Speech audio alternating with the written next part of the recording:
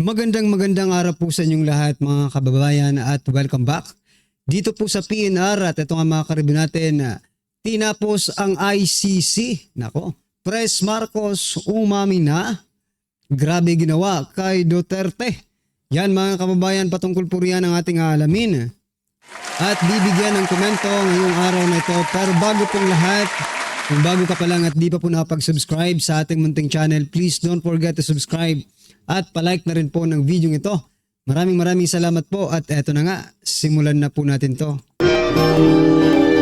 Sana ang bayan ko sa magnanakaw na tao.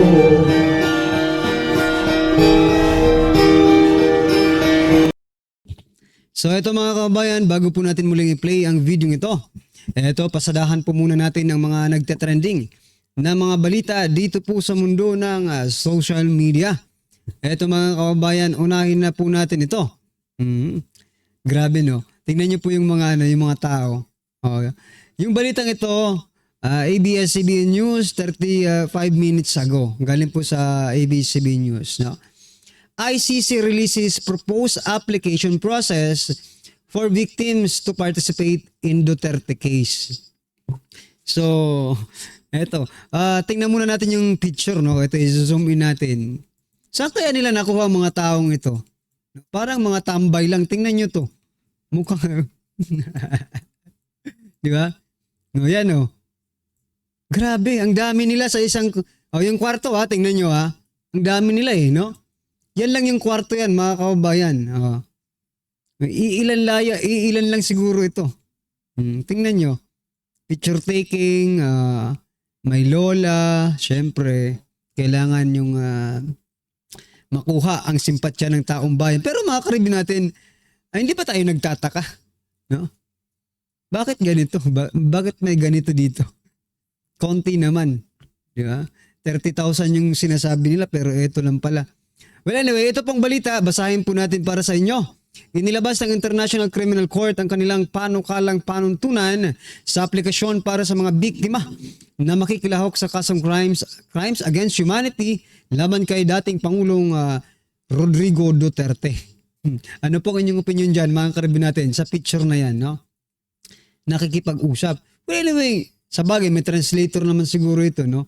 Kasi hindi ito makapagsalita ng English eh.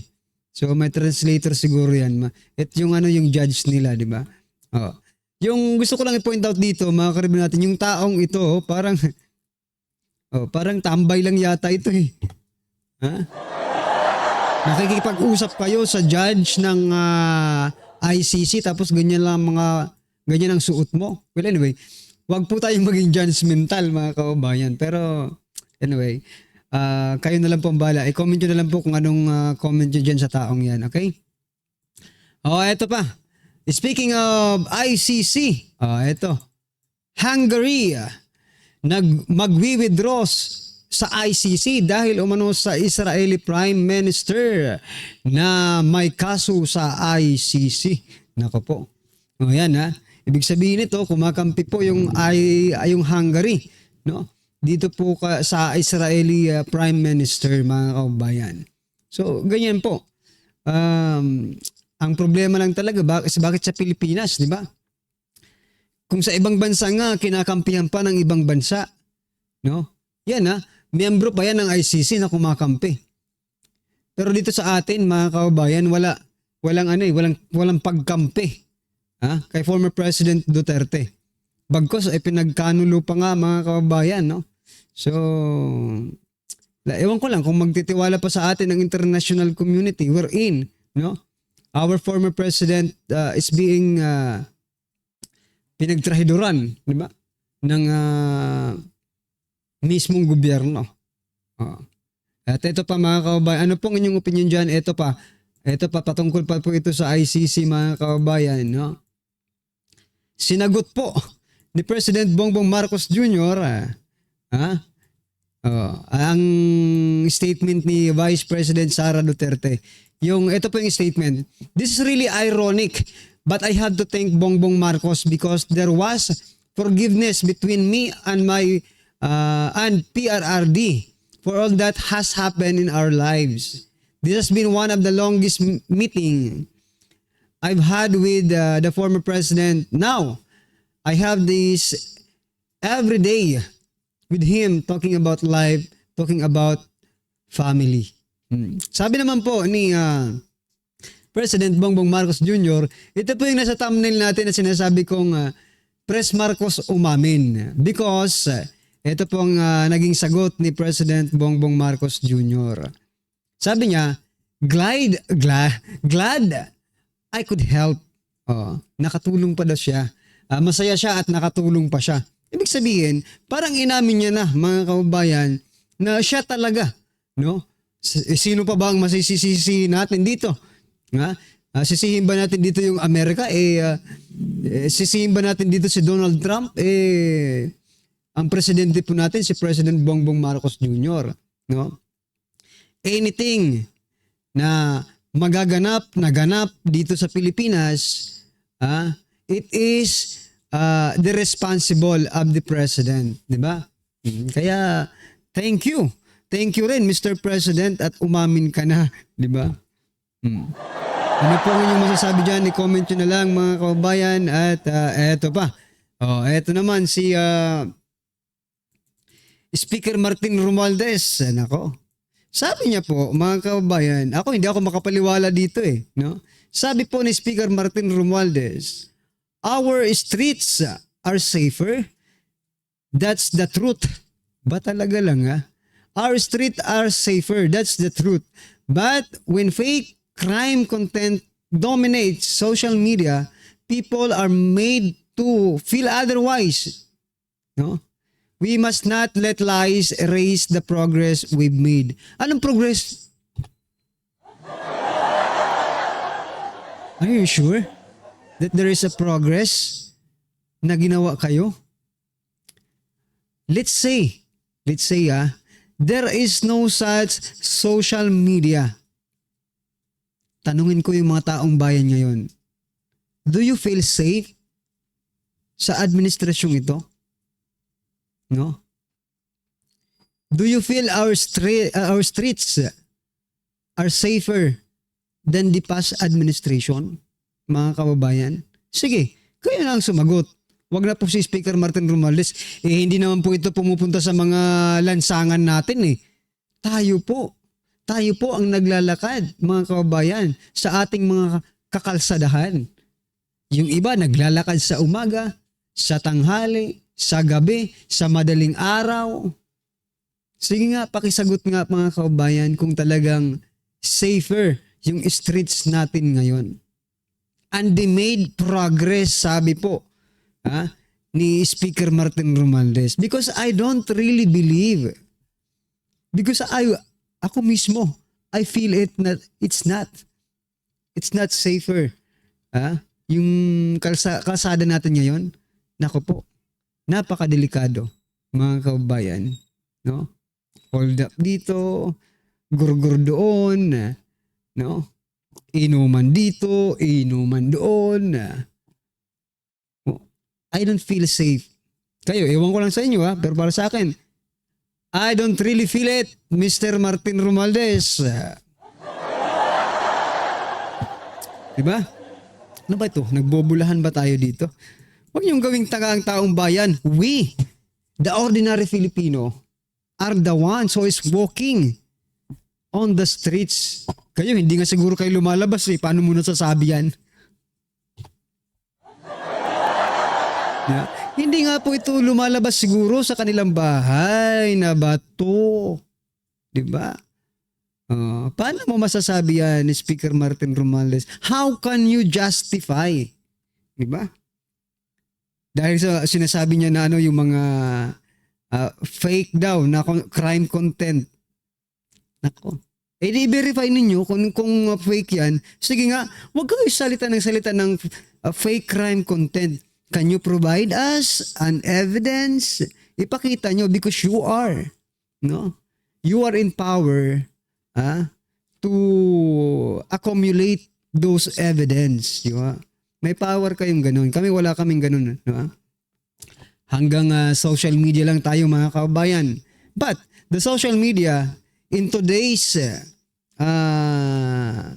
in today's situation, no, ay napakalaki po ng tulong ng social media because the information is being disseminated decentralized, no? It is not centralized. Unlike before, mga kababayan, pang national lang, national level lang yung news at information. But today, even sa mga bukid-bukid, pwede na po silang mag-report through social media. And you cannot, no? Kayong mga nasa gobyerno, you cannot, hindi nyo yan matatanggal sa kanila, no? You cannot take it from them, yung right nila to use this technology. Yan, napapapunta na naman tayo sa technology. Because ito kasi sinasabi ng mga fake crime content.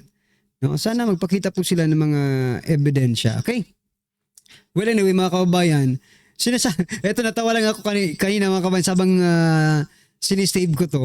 Natawa ako kasi di ba kahapon nagbalita tayo, nag-share tayo ng balita wherein yung isang mama, yung lalaki sa Tacloban City ay nakahubad, di ba? Tapos bumagsak or nahulog doon sa billboard, mga kababayan. So yan ba ang sinasabi ni Speaker Martin Romualdez na safer ang street natin? Mismong Tacloban City, siya po ang congressman, mga kababayan. Ganun ang nangyari? Safe ba yon? Yung taong yon, mga kababayan? Ay, lulong yata yun eh. Lulong po yata yun, mga kababayan. Well, anyway, na-remember ko lang kasi because of this sinasabi ni Speaker Martin, no? Na mas safe na daw ngayon ang mga streets. Ano po ngayon yung opinion dyan? I-comment nyo na lang po. At eto, last po natin pag-uusapan itong about po sa China, no? Ito po ang statement ng Department of Foreign Affairs. The department has been formally made. Ito po ay patungkol doon sa tatlong Pilipino na hinuli ng China because suspected na spies, no? The department has been formally made aware of the allegations against the three Filipinos who are currently detained in China. Protecting the rights and interests of the said Filipinos remains the prime priority for the Philippine government. The Philippines Consulate General in Guangzhou is providing all necessary assistance, including appropriate legal support for the said Filipinos. The department has conveyed to the Chinese government to ensure that these allegations are tried with due process and with full respect, to the rights of the Filipinos in accordance with domestic law and Philippine-China Consular Agreement. Yan, mga kababayan. Ang tanong ko nga dito, mapapalaya ba ng gobyernong ito yung tatlong Pilipinong yun? Ayan take note. Eto, yung gobyerno natin tinutulungan yung tatlong Pilipino sa China na nahuli, no?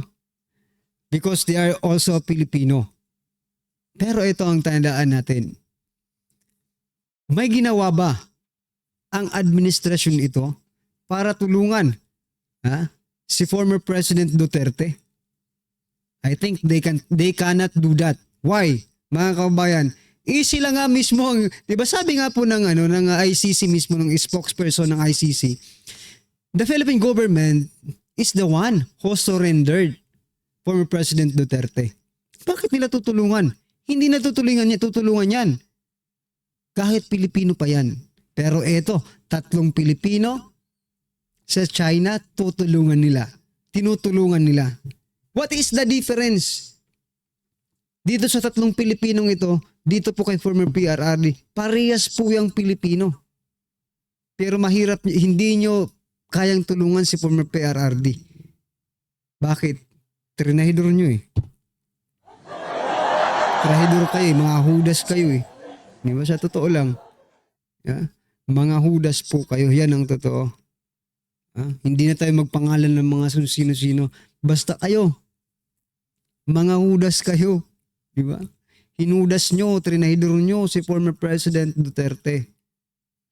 Yun po yung gusto kong i-point out kung bakit ko sinishare itong balita patungkol po doon sa tatlong Pilipino na nahuli sa China. Because you are now trying to help these 3 Filipinos.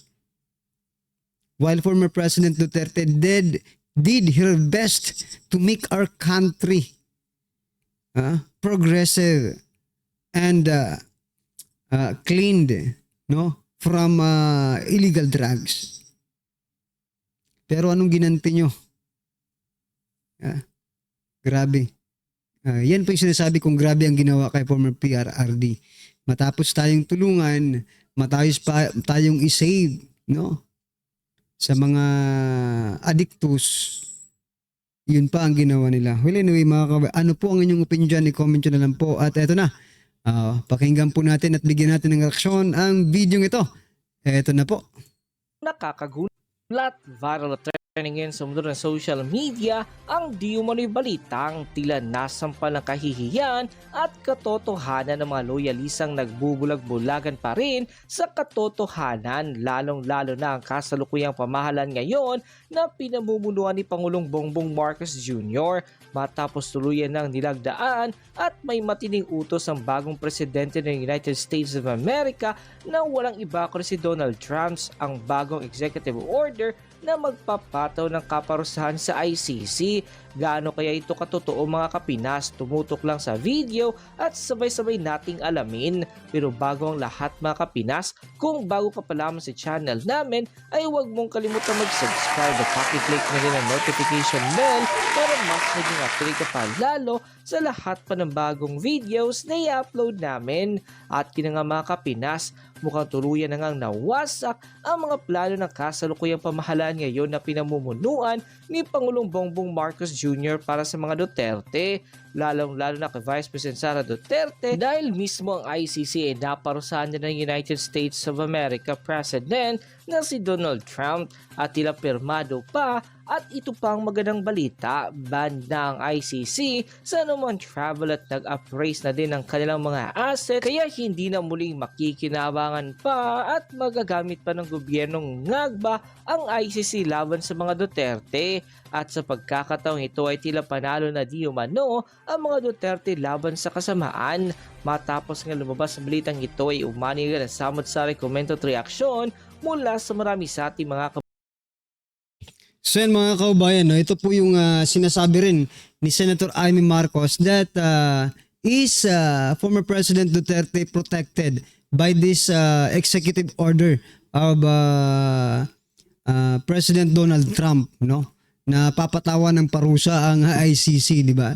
Wherein in fact, we are on a very, very, sabi nga nila ironclad ang isang samahan ng Pilipinas at Amerika.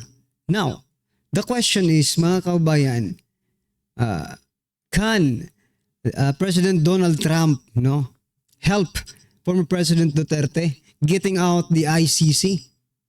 Where in fact we are ally of the United States of America. So depende pa rin po yun, no, sa present administration. Kasi kung gugustuhin talaga nila, they can seek for help of Donald Trump, President Donald Trump, mga kabayan. Pero, I doubt it, no? Duda po ako na gagawin po yun ng gobyerno. Useless, di ba? Hindi na nila makapapakinabangan yun.